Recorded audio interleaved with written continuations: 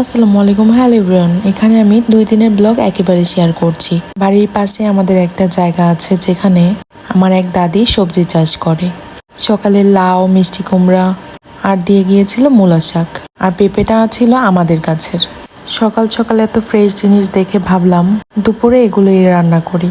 তাই লাউ দিয়ে রান্না করলাম শোল মাছ, আর মূলা শাক আমি ভাজি করে নিয়েছি। মিষ্টি কুমড়া অন্য একদিন রান্না করলে শেয়ার করবো না। আর করেছিলাম পেঁপে ভাজি। আগের দিনের ভিডিওগুলো আমি শেয়ার করেছি অলরেডি। যারা আমার রেগুলার ব্লগ দেখেন তারা তো অলরেডি দেখেই ফেলেছেন। এরপর সন্ধ্যাবেলা আমার হাজবেন্ড বাজার থেকে অনেকগুলো সবজি নিয়ে আসলো। বাসায় আছি আর 2 দিন, বলেছিলামও সব অল্প করে আনতে, তারপরও নিয়ে এসেছে এত সবজি, যার কারণে আমি বাজার বের করছিলাম আর তাকে বকাবকি করছিলাম। সবগুলো সবজি একে একে করে বের করে গুছিয়ে রাখলাম। আমার হাজবেন্ডের আবার একটা হ্যাবিট আছে, বাজার আনার সাথে সাথে যদি না গুছিয়ে রাখি সে খুবই মাইন্ড করে। মাঝে মাঝে সেও গুছায়, আমিও পছন্দ করি সাথে সাথেই গুছিয়ে রাখতে। সময়ের সাথে আসলে অভ্যাস হয়ে গিয়েছে।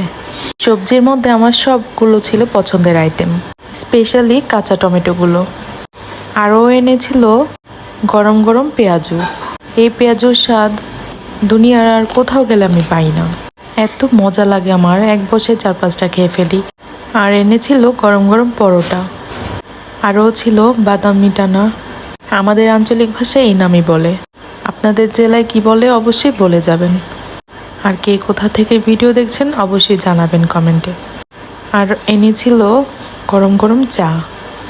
ফার্স্টে আমি গরম গরম চাটা পরোটা দিয়ে ট্রাই করি, এত মজা ছিল। খাওয়া দাওয়া সেরে ঘুমিয়ে পড়ি। পরদিন ব্রেকফাস্টে ছিল রুটি আর চিকেন। খেয়ে চলে যাই দুপুরের রান্নাবান্নাতে।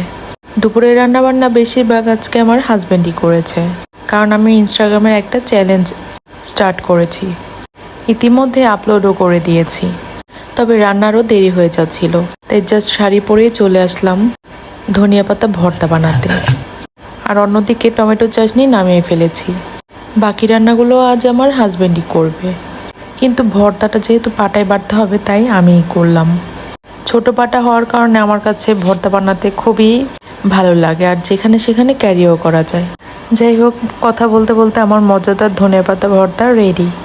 এরপর আমিও রেডি হয়ে নিলাম। তারপর চিংড়ি ভুনাটা করে ফেললাম। আর বাদবাকি যত সব রান্না ছিল সেই করেছে আজকে। এই তো আমি আমার খাবারের প্লেটটাও সাজিয়ে নিয়েছি। আজকে প্রতিটা খাবারই খুবই টেস্টি হয়েছে। রাতে আমি ভারী খাবার খাই না। রান্নাঘরে গিয়ে দেখি হাজব্যান্ড এরকম মজার মজার চিকেন বিরিয়ানি রান্না করছে। সে সবসময় এরকম করে। আমি যখনই ডায়েটে থাকি বাসায় তার বিরিয়ানি রান্না করা লাগবেই। আর সে এটা ভালো জানে যে রান্না করলে আমি একটু না একটু ট্রাই করবই, কারণ তার হাতের বিরিয়ানি আমার খুবই পছন্দের। আর ঘি দিয়ে রান্না করায় এত স্মেল আসছিল যে আমি আর ওয়েটই করতে পারছিলাম না। এই তো আমাদের বিরিয়ানি রান্না রেডি।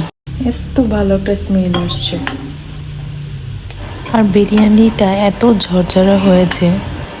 এরপর ঝটপট প্লেট গুছিয়ে খাওয়া শুরু করে দিলাম। প্রচণ্ড লেভেলের গরম ছিল, তারপরও আমার তর্স হয়েছিল না, তাই ঝটপট খাওয়া শুরু করে দিলাম। গোশতটা ছুটাতে পারছিলাম না, এত পরিমাণে গরম ছিল। তারপরও মরিচ ডলে গোশত আর শসার সাথে নিয়ে একটা বিগ বাইট দিলাম। সত্যি দারুণ হয়েছে খেতে। ভয়েস ওভারটা এখনই দিয়ে দিচ্ছি, কারণ কাল দিলে আমার আবার লোভ লাগবে। তাই থ্যাংক ইউ এত মজার বিরিয়ানি খাওয়ানোর জন্য। আজকের ব্লগটা এখানেই শেষ করছি, আবার দেখা হবে নতুন কোনো ভিডিওতে। আসসালামু আলাইকুম।